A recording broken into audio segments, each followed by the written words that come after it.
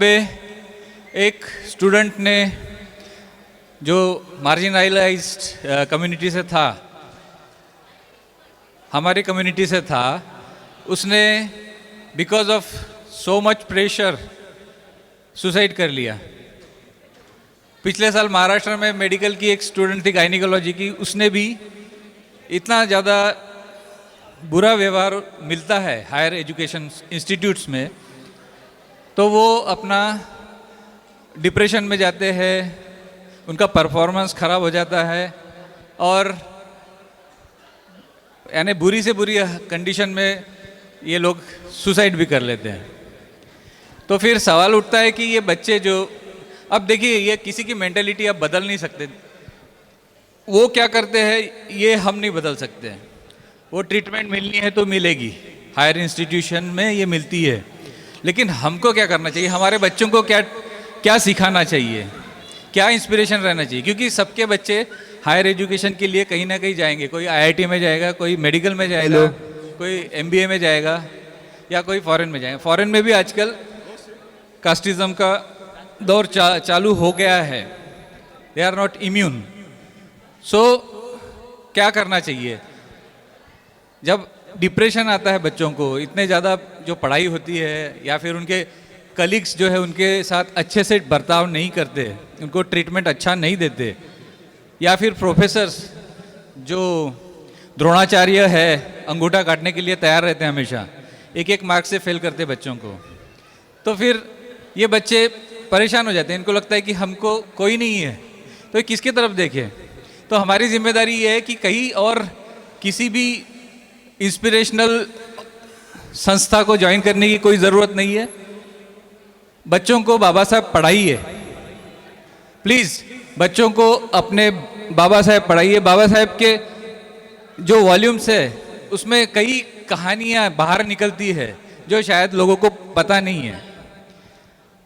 तो ये जो डिप्रेशन और जो प्रेशर वाला सिचुएशन रहता है, इसको हैंडल कैसे करेंगे। तो ये तो बाबा साहब का आप स्टूडेंट लाइफ में अब जाएंगे अगर आप, तो आपको पता चलेगा कि उनके स्टूडेंट लाइफ में भी बहुत ज़्यादा प्रेशर था उनके ऊपर, बहुत ज़्यादा उनके साथ डिस्क्रिमिनेशन हुआ।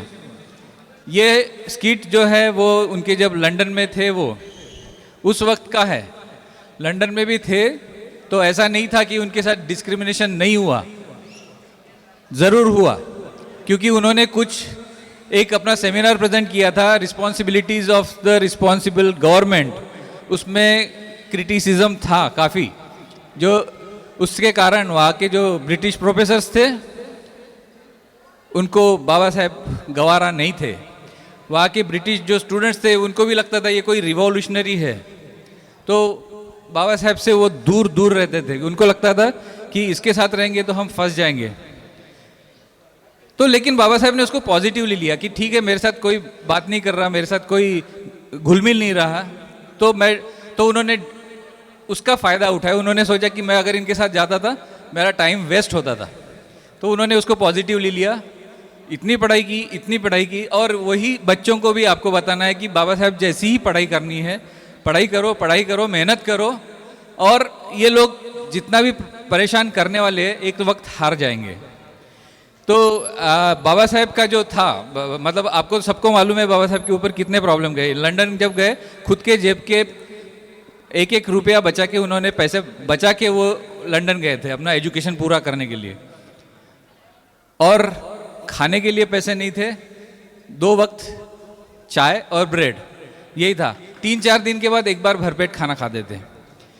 फिर बच्चों का प्रॉब्लम था, बीवी का प्रॉब्लम था, और सबसे बड़ी बात है कि ये सब होने के बाद जो उन्होंने जो उनका जो डॉक्टरेट था उसका जब थीसिस सबमिट करने के लिए उसकी बारी आई, तो बाबा साहब तो ऐसे थे ना, जो है सच है वो ही लिखते थे। तो उनके जो प्रॉब्लम ऑफ रुपीज़ जो थीसिस था उसमें इतना ज़्यादा क्रिटिसाइज़ किया था जो ओरिजिनल, अभी जो प्रॉब्लम ऑफ रूपी है वो काफ़ी माइल्ड फॉर्म में है, लेकिन जो ओरिजिनल था वो बहुत ज़्यादा क्रिटिसाइज़ करता था। तो अंग्रेज़ों की आप क्या बोलेंगे, बहुत परेशान हो गए वो, उनको अलग अलग तरीके से उन्होंने प्रेशराइज करने का प्रयत्न किया। लेकिन बाबा साहब डटे रहे। तो बाबा साहब जो डटे रहे, यही सीख हमारे बच्चों के लिए है कि बस डटे रहो, मेहनत करो, मेहनत में ही आपको सक्सेस मिलेगा। तो आपके सामने कुछ बच्चे वही सीन लेके आ रहे हैं बाबा साहब के स्टूडेंट लाइफ का। Please welcome them.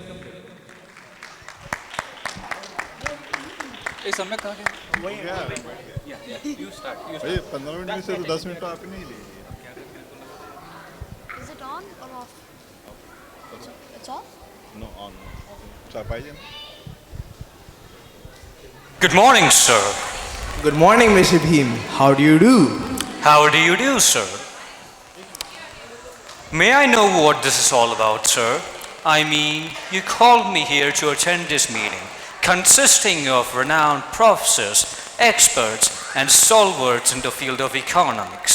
Why, sir? Well, today is all because of you.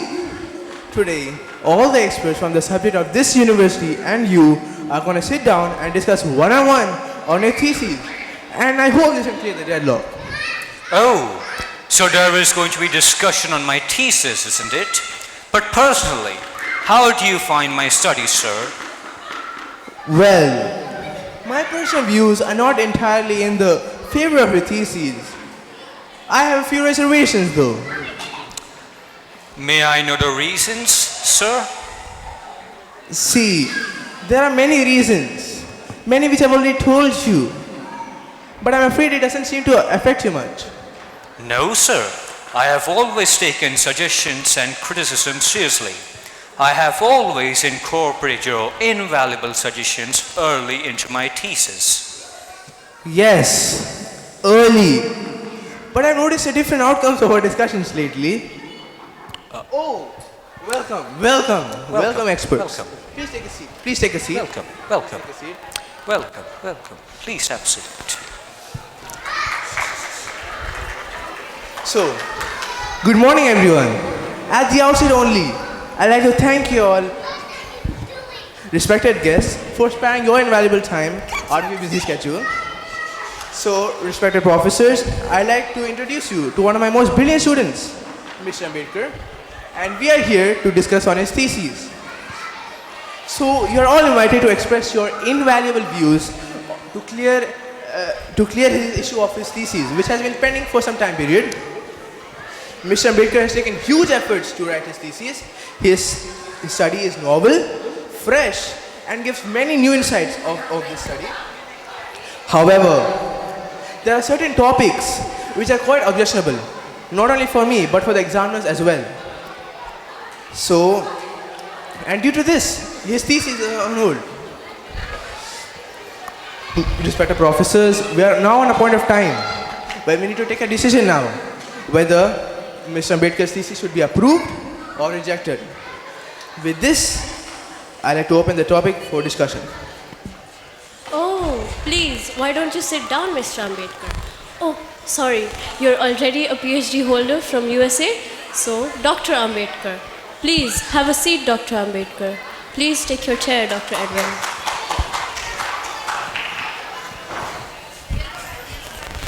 Thank you. So, I suppose you must be aware regarding the agenda of today's meeting, Dr. Ambedkar? Are you aware about the seriousness of this topic? Yes, sir. I wonder, and if I'm not wrong, almost everybody wonders about the conclusions you have drawn from your topic. Are you confident about them? Do you need more time to rethink on them? I can understand that you find the conclusions of my study rather surprising. I arrived at them after careful deliberation. I examined them from all the angles, tested them thoroughly, and when I was convinced, then only I produced them in my thesis. So I'm thankful for your offer. So kind of you to offer me some relaxation. However, I don't think I need any extra time on this work. Let me come straight on the topic. In your opinion, the responsibility of India's pathetic economic situation is based entirely off of British rule. Am I correct? I put the facts in front of the readers. Both pros and cons are well researched and put down without any bias. The balance shifted to the other side. However, It's up to the reader on how they wish to interpret it. But don't you think these are some quite odd findings? Earlier works on these topics have entirely different opinions. Can't you be wrong in drawing your conclusions? It would be my pleasure if someone could point out my mistakes. I would like to know in which area or where exactly in the thesis you have found me wrong. Where did I commit a mistake or mistakes? I am eager to know. You said that it's a problem in rupee, but we don't find the problem in rupee. We rather think it's the British that solved India's economic problem by solving the problem of rupee. So, what made you think that there's a problem in rupee? From where did you get this idea? This is not an idea, it's a fact. The fact that is obvious when we study carefully the policies that were and are implemented. India was a place where there was chaos, no rule or law. The British took the responsibility, the mammoth responsibility. They are taking the white man's burden. They exerted themselves to establish a civilized society in India, to introduce the people to the modern world. And you still feel like this? I request a distinguished expert to be more specific so that I can give the specific answer. The picture you have painted is like that only. Don't you think that the British gave strength to India's economy, which was rather in poor shape? This is surprising. It's rather a misconception. India was holding a great share, that is about 25 to 30% in the world trading activity before British arrival in India. And the entire Europe was nowhere in the picture compared to India. In such a situation, how do we consider India was in a very poor shape? Well, it's debatable in titty. I hope you are aware about Professor Keynes. He is the best economics that we have. He supported the gold exchange standard. Professor Cannon here also supported this view. Many of us, rather all of us, support this view. It is a time-tested view. Do you not agree with Professor Keynes? Yes. Is it not strange that you are in a disagreement with one of the greatest economics of present time? I have great respect for Professor Keynes. His work is truly amazing. But I sincerely feel that his view on our topic can be debated. Well. It is good to see young students challenging the greatest minds. Amazing. I would like to comment on the term time-tested. It's an incomplete term. To complete it, I must say, although it has been there since a long time, but it failed the test of time. It failed on the most important question, and that is why it failed to improve the economic condition of the people of India. More than 150 years of rule, and there is continuous deterioration. How can somebody say the condition is improving? Well, I think there won't be any solution to this discussion if we carry on this way. Dr. Ambedkar, you need to understand that your study poses a serious question in front of the British system. You cannot comment on this. You must understand that this is not a ground to play politics on, to let down the great policies of a great empire. The degree you get after successful acceptance of your thesis is much coveted, worldwide respected, and a very prestigious one. I'm afraid that this prestigious degree is in danger by the stance that you have taken. Can't you be more flexible in your outlook? Distinguished guests, respected experts, thank you so much for your invaluable time. I appreciate your efforts in helping me to materialize this task. I have taken big efforts to trace the truth, and that truth I have mentioned in my thesis. There is a truth and nothing but the truth in my thesis. However, I can understand that the truth could be troublesome in the practical world. Maybe there are some invisible boundaries which are not welcoming the truth. Maybe it is bounded by certain rules, principles, or restrictions. However, I think I'm not bounded by those restrictions. I'm very well aware about the unhappy outcome as well. that if I don't follow these restrictions, then I will surely lose the much coveted degree, the dream of an economist. Let it be. I'm not going to imprison myself to do these changes or compromise my work in order to get a degree, no matter how cherished it might be.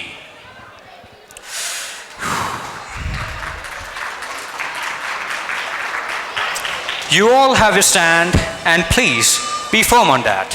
No issues. I too will be firm on my stand. However, I was and am still open to correction. Throughout this entire discussion, I have never felt that same thing was pointed out. I apologize if you feel offended by the statement. However, I feel so. Now, who will decide who is right and who is wrong? Me or you all respected professors? Let the world decide it. I'm going to publish this study as a book. Let the people outside know the truth. Let the experts decide. Only time will stand with the truth.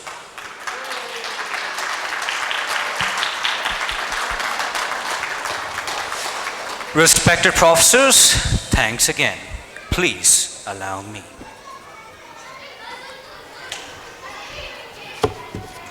Bhim, give me a minute. Can you talk to me outside the chamber? I don't think the situation has completely dissolved yet. I think there's something which can still happen. So I'd like to have a talk with you outside the chamber. I hope you can allow me. I think we all did pretty good. You did pretty good here. I love yours. First, when you mess up in the heart. It's a bit.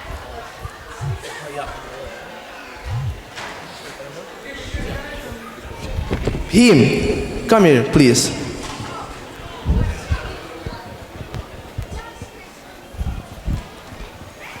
Well, Bhim, we had some discussion on your thesis. We people are the people who believe in the freedom of expression.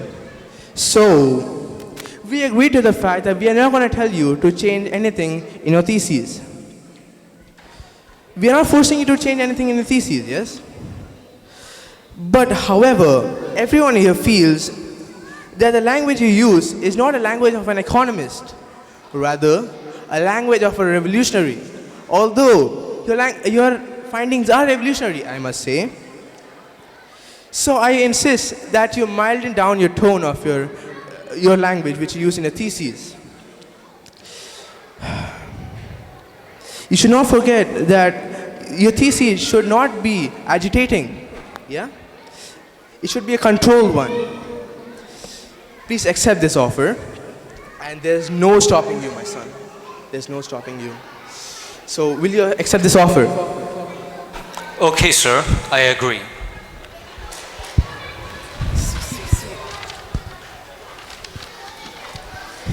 All the best, Dr. Ambedkar.